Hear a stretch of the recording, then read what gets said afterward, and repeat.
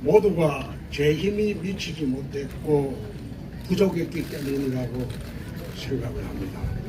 함께 힘을 모아준 모든 분들에게 다시 한번 깊은 감사를 드립니다. 다행스럽게 정권 교체가 이루어졌고 새 정부 출범이 준비되고 있는 시점입니다. 제가 중앙정치에서 비켜놔주는 것이 선의의 경쟁을 아름답게 마무리하는 그런 모습이라고 판단을 했습니다. 옛날 영남의 선비들은 괴방령을 넘어 과거를 보러 한양으로 올라갔고 축풍령을 넘어 낙향을 했다고 합니다. 저도 이번에는 축풍령을 넘어 다시 고향으로 돌아왔습니다. 지난 대선 경선에서 보내주신 그 성원과 사랑 그리고 제 꿈과 비전을 소중히 품에 안고 이제 고향 대구로 다시 돌아왔습니다. 지난 대선 경선에서 저는 G7 선진국 시대를 외쳤습니다. 그런 G7 선진국 시대의 비전과 정책을 그대로 대구광역시에서 실현해보고자 합니다. 대구 시민들과 함께 자유와 활력이 넘치는 파워풀 대구를 만들고 대구의 번영과 영광을 위해 진력을 다하도록 하겠습니다. 고 박정희 대통령의 뒤를 이어 대구 50년 미래를 설계하고 미래 첨단도 산업을 중심으로 대구 중흥의 토대를 만들도록 하겠습니다. 존경하는 250만 대구 시민 여러분, 대구는 저를 키워준 고향입니다. 학창시절을 보낸 후 검사시절을 마치고 정치에 뛰어들면서도 저의 마음은 내내 대구로 향해 있었습니다. 1995년 정치에 입문하면서 첫 출마지로 대구 수성구를 고려했던 이래 20대 총선 출마까지 무려 7차례나 고향 대구 정치를 보았습니다.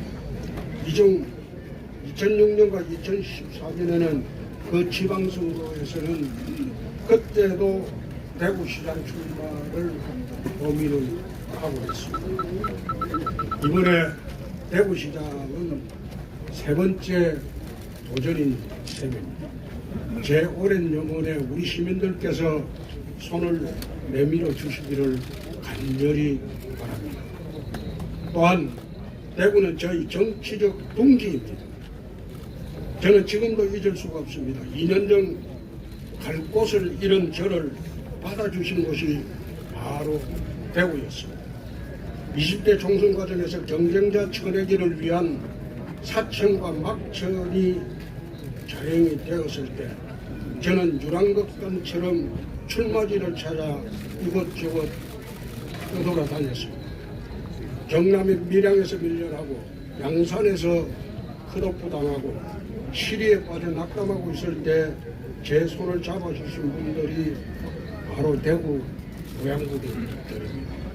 낙동강을 거슬러 올라와 이곳 수성구 상하동산에서 출마 선언을 할 때가 선거 한 달 전입니다. 그럼에도 대구는 저를 살려주셨고 정치적으로 이렇게 세워주셨습니다. 지난 대선 경선도 우리 대구의 기운과 시민들의 뜨거운 성원이 있었기에 도전할 수도 있었습니다. 이제 대구시장으로서 새로운 길을 가고자 합니다. 시민 여러분들이 보내주신 성원과 지지를 대구의 도약과 번영으로 보답하고자 합니다. 존경하는 대구 시민들, 우리 현대사의 고비마다 대구는 늘 앞장서와 나라를 바로 이끄는 주역이었습니다. 국채보상운동으로 일제에 맞서고 낙동강 방어선으로 6.25 전쟁에서 나라를 구했습니다. 28 민주운동으로 민주주의의 뿌리를 내리게 했습니다. 산업화 시대의 대구 경북은 성장과 번영의 중심이었고 대구는 대한민국의 중심 중에 중심이었습니다. 대구가 곧 대한민국이었고 대한민국은 대구로 인해서 빛났을 때가 있었습니다. 그러나 오늘의 대구는 7, 80년의 영광과 성취를 뒤로한 채 쇠락과 쇠퇴의 길을 걷고 있습니다. 지난 20년간 대구 혁신을 위한 다양한 노력은 있었지만 성과는 눈에 보이지 않습니다. 1인당 지역 총생산은 안녕 꼴찌였고 전국 대비 비중은 고작 3%대에 머물고 있습니다. 대구의 산업은 노후화되어 있고 인구는 오히려 줄어든 인구의 60%는 서울 수도권으로 빠져나가고 있습니다. 대구 행정과 정치권의 역할이 무엇보다도 중요한 시점이지만 과연 제 몫을 다하고 있는지 의문이 많습니다. 50년을 내다보는 해안으로 변화와 쇄신을 이끌고 이를 힘있게 추진할 강력하고 유능한 리더십이 필요한 대구라고 생각합니다. 지난 20년간 그랬던 것처럼 중앙정부가 찔끔찔끔 내어주는 예산에만 매달리며 천수답 행정으로는 대구도약은 어렵습니다. 고르디스의 매듭을 단칼에 끊어낸 결단과 리더십이 지금 대구에는 필요합니다. 사랑하는 대구 시민 여러분, 지금은 대구의 도약과 대전환의 시점에 와 있습니다. 대구의 번영과 영광을 위한 놓칠 수 없는 기회입니다.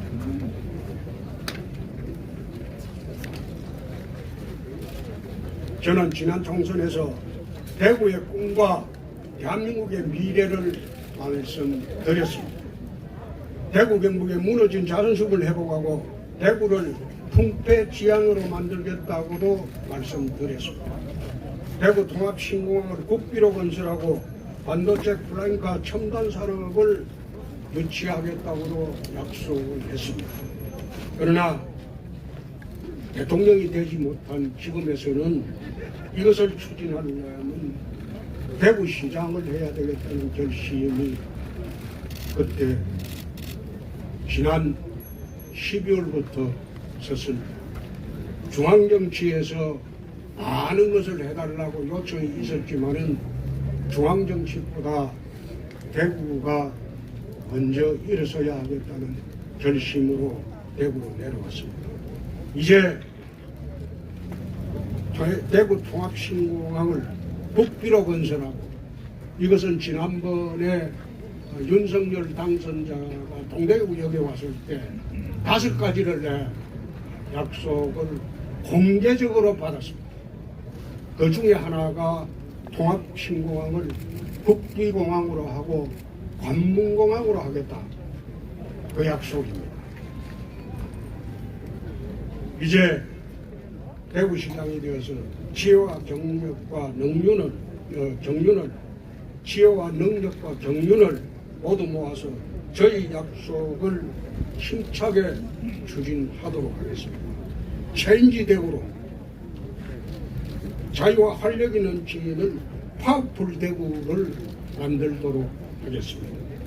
첫째, 대구 리빌딩으로 50년 미래번영의 토대를 마련하도록 하겠습니다. 둘째, 대구 대전환을 대구 시정부터 혁신해서 활력 넘치는 기회의 땅으로 만들도록 하겠습니다.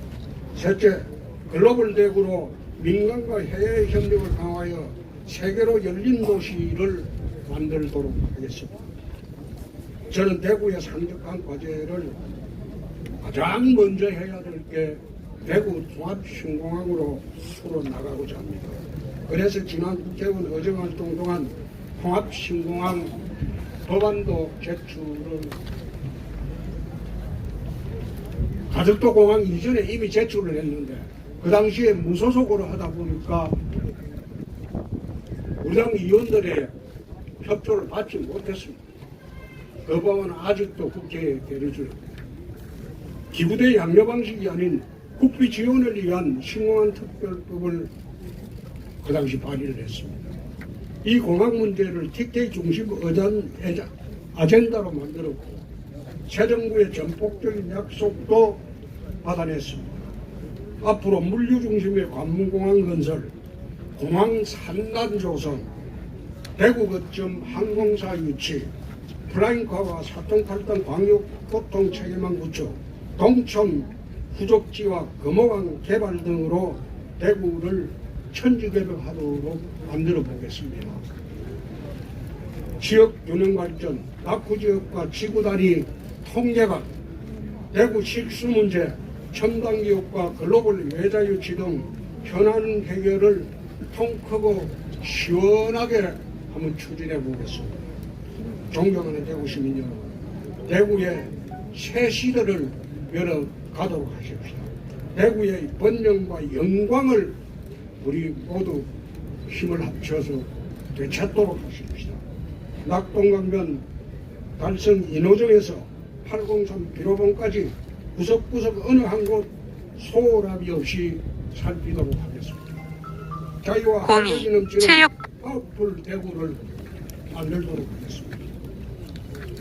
천하경영의 포부를 대구시정부터 먼저 시작하도록 하겠습니다. 코로나 아닙니다. 젠지 대구, 대구를 한번 바꿔봅시다. 그리고 다시 대구의 영광을 우리 되찾도록 합시다. 능금 꽃피는 희망의 대구를 향해 우리 모두 손잡고 힘차게 나가도록 하십시다. 감사합니다.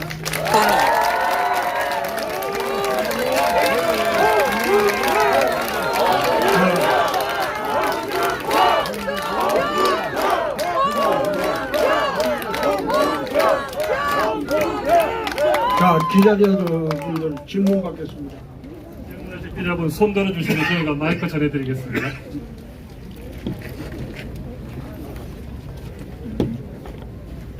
안녕하세요. KBS 이한희 기자입니다. 그 경선 출마를 선언하셨으니까요. 예, 지금 당에서는 현직을 사퇴해야 공천장 준다고 했는데 국회의원 언제 사퇴하실 생각이신지 궁금합니다. 대구는 안 된다. 멋지다! 대구는 안 된다. 대선한 뒤에 사퇴를 하신다는 말씀인지. 아니, 대구는 안 돼 답변한다니까. 해야지 뭘 그 사퇴하든지 말든지. 맞습니다! 지금 수석 의뢰에 대한 그 여러 후보들도 굉장히 준비를 많이 하고 있고 관심사입니다. 답변해 주시죠. 아이, 답변할 수 없습니다. 그건 시장이 되고 난 뒤에 사퇴를 결정하는 거니까. 시장 되면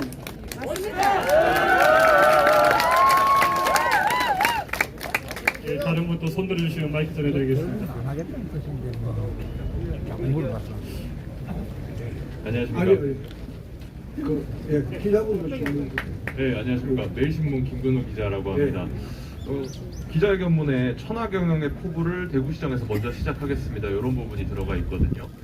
어떻게 보면 차기 대선에 대한 생각을 에둘러서 밝히신 부분으로도 읽히는데 이 부분 좀 차기 대선에 대해서 어떻게 생각하시는지 궁금합니다. 지금 당선자가 시작도 하기 전에 그거는 다른 질문 자체가 정말 그렇습니다만 애 낳기 전에 무슨 기저귀부터 말이 나는 거예요. 그래서 그 차기 대선 문제는 지금 논의할 문제가 아니고 저는 대구 시정에 집중을 한번 해보겠습니다. 원래 이게 경남도지사 할 때 지금 아마 최근에 여론조사에서 역대 경남도지사 중에 압도적으로 가장 잘한 경남도지사라고 여론조사 경남에서 나온 게 있습니다. 그런데 도지사는 어느 지역에도 도지사는 이 지원기관입니다. 시장 군수들의 지원하는 기관입니다. 그러나 광역시장은 달라요. 집행기관. 광역시장은 집행기관이고 우리 일반 시민들이나 국민들 그리고 기자분들이 아마 그 차이를 잘 모르실 겁니다. 실제로 해보면 도지사는 시장 군수들이 하는 것을 지원하는 기관입니다. 그리고 감독하는 기관에 불과합니다. 그러나 광역시장은 시장이 직접 모든 것을 집행하는 기관입니다. 성격이 다릅니다. 그래서 광역시장이 도지사보다 훨씬 일이 많고 그리고 도시의 변화를 가져오는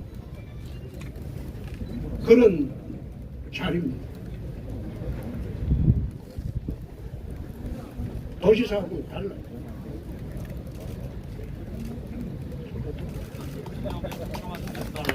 대구시장에 집중하시겠다는 그렇습니다. 답변으로 예, 또 다른 기자님 소개해 주시면 본부장님. 휠체어 타고 있으니까 기자로 안 보이시는가 속으로도 다른 거는 아닙니다. 아니, 바로 본부장님, 예. 이쪽에 그래서- 김동 기자 먼저 들어서 그랬습니다. 양해해 예, 주십시오. 그래서 제가 질문 드리겠습니다. 예, 우리 후보님 제가 좋아하는 분인데 답변 편한 거는 답변하시고 어려운 거는 이렇게 회피를 하시면 기자들이 상당히 괴롭습니다. 기사 쓰기에 어려우니까 제가 한번 말씀드리겠습니다. 이 좀 공약을 보니까 대부분 현 권영진 시장님께서 추진하시던 내용하고 뭐 상당히 뭐 비슷한 내용이 있는데 후보님을 만약에 이제 시장님이 되시면 제일 먼저 하실 것은 무엇이며 또 본인의 장점은 무엇인지 이제 그걸 좀 말씀해 주시면 좋겠습니다. 장점은 제 입으로 이야기하는 건 곤란하죠. 그런데 시장이 되면 가장 먼저 해야 할 일은 시정개혁입니다. 시정개혁이고 시사나 공공기관 개혁입니다. 그럼 현재 새롭게 전부 바로잡겠습니다. 그러면 대대적인 계획을 말씀하시는 건가요? 시정개혁단을 만들겠습니다. 시정 계획.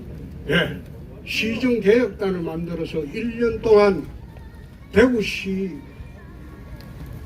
공무원들과 그리고 공공기관 거기에 대대적인 계획을 하겠습니다. 제일 먼저 할 일은 시정개혁단을 만들어서 그거는 공무원이 시정개혁을 하는 게 아니고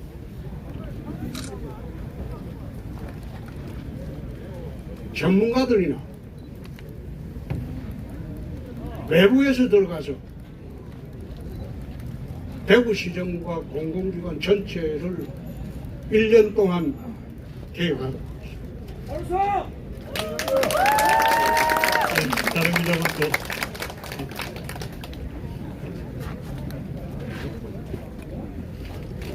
안녕하세요. 시사포커스 김진성 기자라고 합니다. 대구 통합 신공항에 대해서 반대 여론도 많았는데 그동안 권 시장 같은 경우는 그 반대 여론을 무시한다는 그런 여론도 많았거든요. 그 의원님께서는 만약에 시장이 되시면 그 부분도 들어볼 생각이 있으신지 이미 그거는 결정이 되었기 때문에 추진을 하고 있기 때문에 지금 반대 여론은 어떤 식으로 들어본들 그 결정은 번복되지 않습니다. 그러면 대구 동구 같은 경우는 발전 방향이나 그런 경제 제시 같은 경우는 갖고 계신지 계획은요? 선언문 보십시오. 다시 한번 확인해 보십시오. 됐습니다. 알겠습니다. 예, 더팩트의 박성훈 기자입니다. 어제 권영진 대구시장이 불출마 선언을 하시면서 그 다음 시장에 대해서 한 말씀 하셨거든요. 그게 이제 윤석열 대통령과 호흡할 수 있는 시장이 되어야지 대구시가 발전할 수 있다고 얘기했는데 이 부분에 대해서 어떻게 생각하시는지 한 말씀 부탁드립니다. 개인 많은 시장이 한 말은 아닙니다.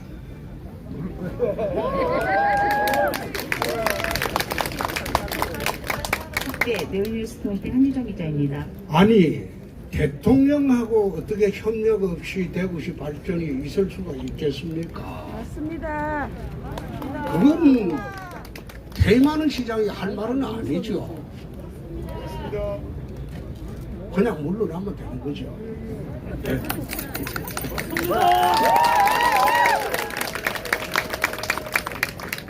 지난 29일 대구 예산정책협의회에 의원님만 유일하게 불참을 하셨는데요. 어떤 이유로 불참을 하셨나요?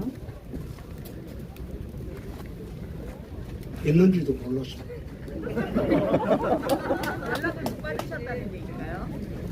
대구시로부터 연락을 못 받으셨나요? 자잘구리한 질문은 안 해줬으면 좋겠습니다. 자잘구리한 질문을 안 해줬으면 좋겠습니다. 대구시의 큰 방향이나 그런 질문을 하는 게 맞죠. 맞습니다. 한국상인뉴스의 조용식 기자입니다. 경남도지사 시절에 우리 소상공인과 자영업 대비를 현장에서 항상 발로 뛰는 모습을 많이 봤습니다. 지금 코로나로 인해 소상공인 자영업자가 굉장히 외롭습니다. 그래서 대구시장이 되시면 경남에서 하신 것처럼 현장에 직접 시장이나 전통시장 상인들, 자영업자들을 만나셔가지고 현안을 풀어나갈 수 있을지 기대됩니다. 코로나 정책에 대해서 지난 2년 동안 문재인 정부는 국민을 옥죄어 왔습니다. 나는 그 정책을 정치 방역이라고 했습니다. 중환자나 치사율을 급격히 줄이는 그런 대책을 하고 영업 제한을 해서는 안 됩니다. 풀어야 됩니다. 맞습니다. 위드 코로나라고 말했습니다. 이 코로나라는 질병은 저도 알아봤지만 사람에 따라서 다르다고 합니다. 저는 일주일 동안 열도 안 오르고 목도 안 아팠습니다. 가벼운 감기증세 비슷했어요. 물론 사람에 따라서 다르고 기저질환이 있는 분들은 뭐 치명적으로 될 수가 있겠죠. 독감으로 1년에 사망하는 사람 우리나라에 평균 3,000명입니다. 지금 코로나 사망률은 독감 사망률에 미치지 않습니다. 코로나라는 이 바이러스는 저는 없어지지 않을 것으로 봅니다. 위드 코로나 시대를 우리는 준비를 해야 됩니다. 그러면 이 질병과 같이 가는데 어떻게 하면 국민들의 치사율을 줄이고 중환자를 좀 줄이고 그렇게 하는 절차로 하고 영업의 자유를 제한한다든지 모임을 제한한다든지 그렇게 해서 국민의 자유로운 활동을 제한하는 것은 그건 아니다. 아마 윤석열 당선자가 대통령이 되면 방역정책이 근본적으로 바뀔 것으로 나는 봅니다. 이상입니다.